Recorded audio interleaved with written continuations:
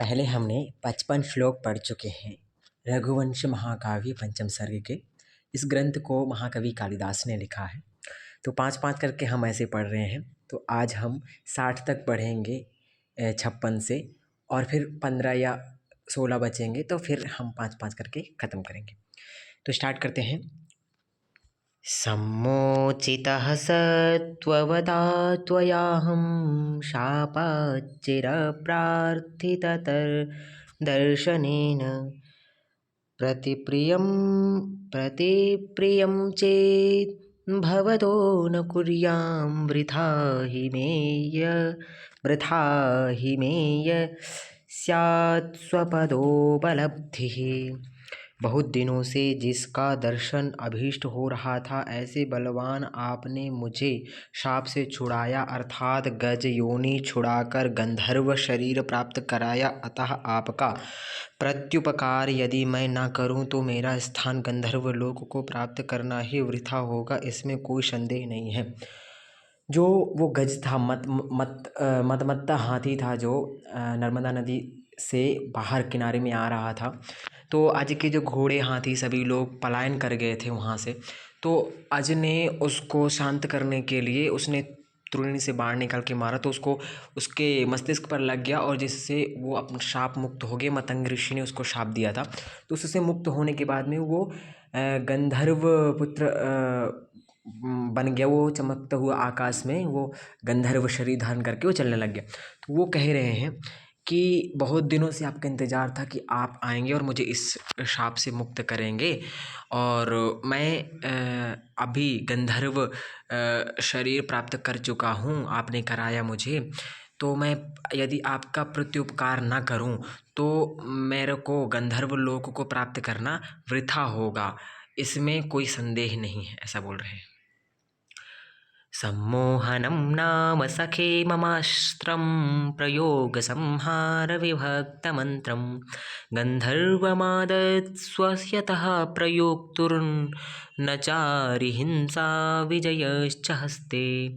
हे प्राण के समान प्रिय, आज आप चलाने और लौटा लेने में जिसके पृथक पृथक मंत्र हैं, तथा गंधर्व जिसके देवता हैं, और जो सबको मोहित करने वाला होने से सम्मोहन नाम से प्रसिद्ध है, ऐसे मेरे इस अस्त्र को स्वीकार करें, जिस अस्त्र से कि चलाने वाले के शत्रुओं का वध भी नहीं हो पाता और विजय हस्तगत हो जाता है।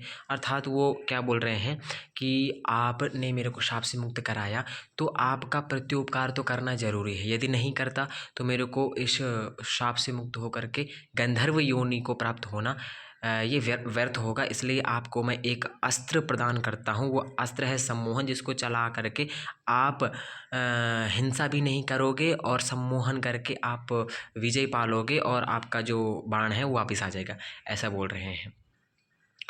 अलम ह्रियामां प्रतियन्मुहूर्तं दयापरो भूः प्रहरन्नपि तुं तस्मादुपच्चन्तयति प्रयोज्यं मयि त्वया न प्रतिषेधरोक्षम। मेरे प्रति बाण प्रहार करने के कारण आप लज्जा मत करें, क्योंकि आप मुझ पर प्रहार करते हुए भी थोड़ी देर के लिए दया से युक्त ही हुए थे, अर्थात आपका बाण मारना मेरे लिए दया करना ही हुआ था। इस कारण से अस्त्र ग्रहण करने के लिए मेरे प्रार्थना करने पर आप हम नहीं लेंगे, ऐसी रुखाई मत करें। वो बोल रहे हैं कि आप लज्जा ना करें कि मेरे पर आपने बाण का प्रहार किया है। इससे पहले आपने दया दिखाई थी, और बाण का प्रहार करके मेरे को शाप मुक्त करके आपने दया ही दिखाई एक तरह से। और ये बाण जो मैं आपको दे रहा हूँ, जो अस्त्र दे रहा हूँ, इसको लेने में लज्जा ना करें, लज्जा ना दिखाएं।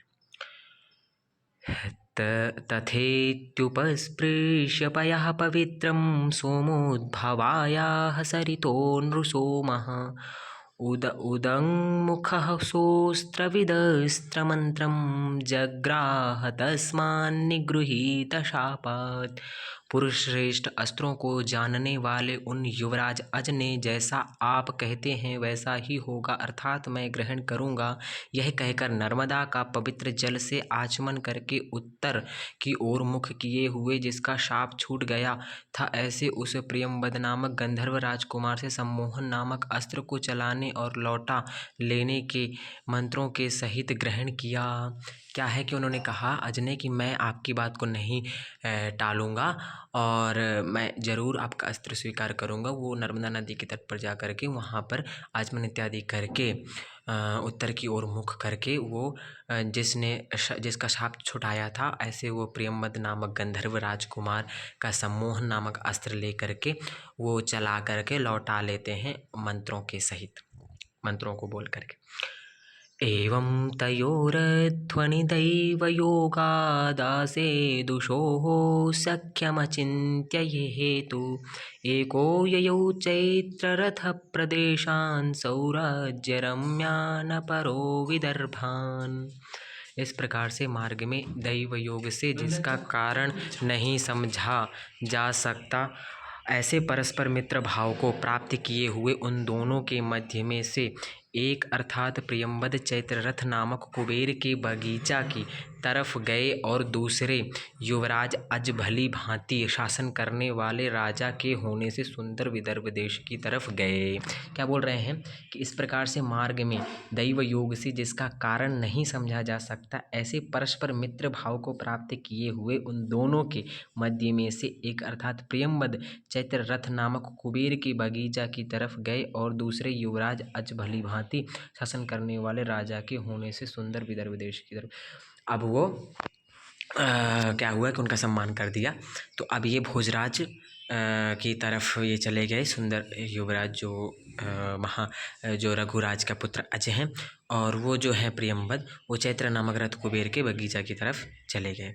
तो ये अब अपने अपने कार्य के लिए दोनों चले गए और दैव योग से इनका जो मिलाप हुआ और उसका शाप मुक्त हुआ और यहाँ पर इनकी परस्पर मित्रता हुई, और ऐसे ये सब कुछ समाप्त होने के बाद में ये अपने अपने तरफ चले गए। तो ये 60वां श्लोक था।